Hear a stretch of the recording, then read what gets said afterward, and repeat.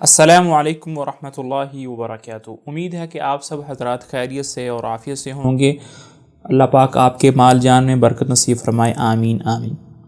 ابھی جو رمضان گزر کر گیا ہے اس میں روزے اور زکوٰۃ کے مسائل پر گفتگو کرنے کا موقع ملا۔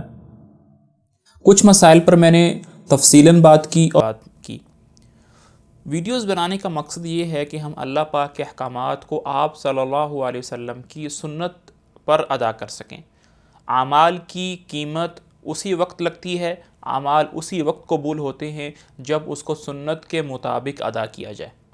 اور ویڈیوز کے اندر میری کوشش ہوتی ہے کہ میں ان رسومات پر، رواج پر اور بدعات کی تنبیہ کروں جس میں ہم پڑھ چکے ہیں جانتے ہوئے یا نہ جانتے ہوئے، تاکہ ہم اس سے باز آ جائیں اور ہمارے اعمال جو ہیں وہ غارت ہونے سے اور ضائع ہونے سے بچ جائیں۔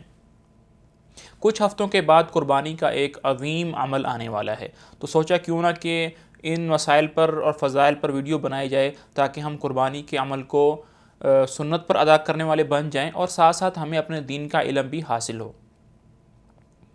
تو آئیے آج اپنی پہلی ایپیسوڈ کا آغاز کرتے ہیں۔ اس ویڈیو کے اندر، اس پہلی قسط کے اندر، ایپیسوڈ کے اندر میں قربانی کے فضائل پر بات کروں گا، اور اگر آپ مالدار ہیں اور قربانی نہیں کرتے تو اس کے بارے میں آپ صلی اللہ علیہ وسلم نے کیا وعید فرمائی ہے اس پر بات کریں گے۔ قربانی کا جو عمل ہے وہ اللہ کے ہاں عظیم الشان عمل ہے، اور یہ عمل ہمیں ابراہیم علیہ السلام کی برکت سے ملا ہے۔ ابراہیم علیہ السلام ان کی آزمائش ہوئی تھی، اللہ نے ان کا امتحان لیا تھا کہ انہوں نے خواب کے اندر دیکھا کہ اپنے بیٹے اسماعیل علیہ السلام کو ذبح کر رہے ہیں، تو انہوں نے اس خواب کو سچا کر دیا، اور ابراہیم علیہ السلام کے پاس جنت سے ایک جانور آیا جس کو فدیے کے طور پر ذبح کر دیا گیا، وہاں سے یہ عمل ہمیں ملا۔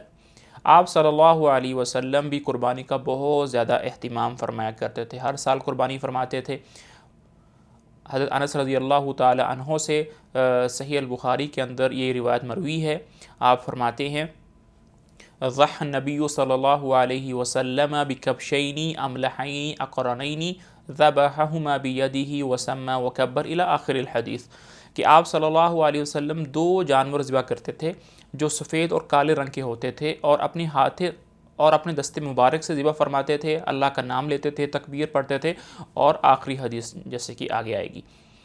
تو اس حدیث سے ہمیں دو باتیں ملتی ہیں۔ پہلی بات یہ ملتی ہے کہ آپ صلی اللہ علیہ وسلم قربانی فرماتے تھے، اپنے ہاتھ سے ذبح کرتے تھے، اور قربانی کا پورا طریقہ اس میں ہے، وہ ہم اگلی ویڈیوز میں بیان کریں گے۔ دوسری بات اس حدیث سے یہ ملتی ہے کہ آپ صلی اللہ علیہ وسلم دو قربانیاں کرتے تھے، دو جانور ذبح کرتے تھے، ایک اپنی طرف سے اور ایک اپنی امت کی طرف سے۔ یہاں سے ہمیں پتہ چلتا ہے کہ آپ صلی اللہ علیہ وسلم کو اپنی امت کے ساتھ کتنی شفقت تھی۔ دوسری حدیث جو حضرت عائشہ رضی اللہ تعالی عنہا سے مروی ہے اور وہ سنن ابن ماجہ میں ہے، آپ فرماتی ہیں کہ آپ صلی اللہ علیہ وسلم نے فرمایا ما عمل ابن آدم یوم النحر احب الی اللہ من احراق الدم، کہ قربانی کے ایام میں قربانی سے بڑھ کر، خون بہانے سے بڑھ کر اور کوئی عمل اللہ کے ہاں زیادہ پسندیدہ نہیں ہے۔ سب سے زیادہ پسندیدہ عمل جو ہے یوم النحر، قربانی کے ایام میں، وہ خون بہانا ہے جانوروں کا اللہ کے لیے۔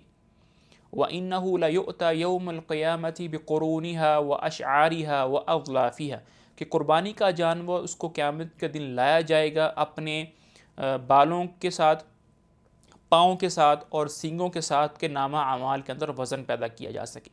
یہ جو حدیث میں نے آپ کے سامنے پڑھی ہے، بہت سارے محدثین رحمہم اللہ کا کہنا ہے کہ یہ حدیث جو ہے وہ ضعیف ہے۔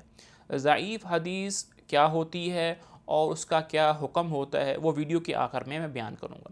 تیسری حدیث جو ہے وہ حضرت فاطمہ رضی اللہ تعالی عنہ کے متعلق ہے۔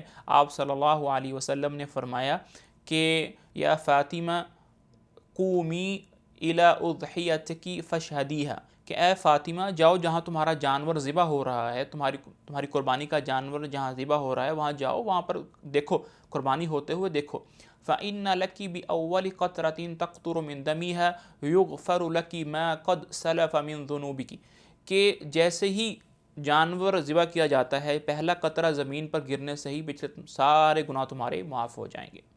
یہ حدیث بھی اکثر محدثین کے ہاں ضعیف ہے۔ چوتھی حدیث جو ہے وہ ایک بہت مشہور حدیث ہے اس بارے میں کہ وہ ہمارے ہاں مشہور ہو چکی ہے، لیکن وہ بہت زیادہ ضعیف ہے، ضعیف جداً ہے۔ وہ حدیث کون سی ہے؟ وہ حضرت زید بن ارقم رضی اللہ تعالی عنہ سے مروی ہے کہ صحابہ نے پوچھا یا رسول اللہ مل اضاحی، قربانی کیا ہے؟ تو آپ صلی اللہ علیہ وسلم نے فرمایا سنت ابیکم ابراہیم، کہ تمہارے باپ ابراہیم علیہ السلام کی سنت ہے۔ تو صحابہ نے پوچھا فما لنا فیہا یا رسول اللہ، تو اس میں ہمارے لیے کیا ہے، کیا اجر ملے گا، ہمیں کیا ثواب ملے گا؟ تو آپ صلی اللہ علیہ وسلم نے فرمایا بکل شعرۃ حسنہ، ہر بال کے بقدر نیکی ملے گی۔ صحابہ بہت زیادہ ذہین لوگ تھے، عقل مند تھے، ہمارے جیسے تو نہیں تھے، وہ ہر عمل میں اللہ کی رضا ڈھونڈتے تھے، اجر ڈھونڈتے تھے۔ تو پوچھا فالصوف یا رسول اللہ، اب بہت سارے جانور ہوتے ہیں ان پر بال نہیں ہوتے، ان کے اوپر اون ہوتی ہے، تو اس کا کیا اجر ملے گا؟ تو آپ صلی اللہ علیہ وسلم نے فرمایا بکل شعرۃ من الصوف حسنہ، کہ اون کے ہر بال کے بقدر تو آپ لوگوں کو نیکی ملے گی۔ یہ تین جو احادیث آخر میں آئی ہیں یہ ضعیف احادیث ہیں۔ ضعیف حدیث وہ ہوتی ہے جس میں کوئی نہ کوئی علت ہوتی ہے اور کوئی نہ کوئی کمی رہ جاتی ہے راوی کے حوالے سے یا متن کے حوالے سے، تو اس کو ضعیف احادیث بولتے ہیں۔ ضعیف حدیث جو ہوتی ہے وہ اعمال کے فضائل میں ہم استعمال کر سکتے ہیں، اگر فضائل کے علاوہ اس میں حلال یا حرام کا حکم ہو، عقیدے کا کوئی مسئلہ ہو، تو پھر ضعیف حدیث نہیں لیتے۔ اگر کسی عمل کی فضیلت ہو، اجر ہو، ثواب ہو، تو اس حدیث کو لے سکتے ہیں۔ تو نیچے والی جو تینوں احادیث ہیں وہ اسی قبیل میں سے ہیں، تو ہم اس کو لے سکتے ہیں، اس سے باقی احادیث میں تقویت پیدا ہو سکتی ہے۔ اب ایک اور حدیث جو میں آپ کے سامنے پڑھوں گا وہ اس بارے میں ہے کہ اگر آدمی مالدار ہے، مالدار ہونے کے باوجود وہ قربانی نہیں کرتا، تو آپ صلی اللہ علیہ وسلم نے اس کے بارے میں کیا فرمایا ہے؟ تو یہ حدیث بھی سنن ابن ماجہ میں ہے۔ آپ صلی اللہ علیہ وسلم نے فرمایا من کان لہ سعۃ فلم یضحی، کہ جس کے پاس وسع تھی، مال تھا، مالدار تھا، لیکن فلم یضحی، اس نے قربانی نہیں کی، فلا یقربن مصلانا، تو وہ ہمارے عیدگاہ کے قریب بھی نہ آئے۔ اس کا مطلب یہ نہیں کہ جس آدمی نے قربانی نہیں کی اس پر عید بھی پڑھنا واجب نہیں ہے، نہیں، اگر قربانی نہیں کیا عید پھر بھی پڑھنا ہے، قربانی ایک الگ عمل ہے، عید پڑھنا ایک الگ عمل ہے۔ لیکن اس حدیث کا مطلب یہ ہے کہ عید کا جو دن ہوتا ہے وہ مسلمانوں کے لیے خوشی کا ایک عمل ہوتا ہے، اور عید کی نماز اس خوشی کا ایک مظہر ہے۔ تو آپ صلی اللہ علیہ وسلم کہنا یہ چاہ رہے ہیں کہ اگر قربانی نہیں کی، ہمارے طریقوں پر عمل نہیں کیا، ہمارے دین پر عمل نہیں کیا، تو پھر آپ کو ہمارے ساتھ خوشی منانے کا بھی کوئی حق نہیں ہے، آپ خوشی منانے بھی مسجد میں مت آئیے۔ امید ہے کہ آج کی ویڈیو آپ کو مفید لگی ہوگی۔ اگلی ویڈیو کے اندر انشاءاللہ جو کہ ہماری ایپیسوڈ نمبر 2 ہوگی، اس میں ہم اس بارے میں بات کریں گے قربانی کس پر واجب ہے اور کس پر واجب نہیں ہے۔ ھذا وصلی اللہ علی نبینا محمد وعلی آلہ وصحبہ اجمعین۔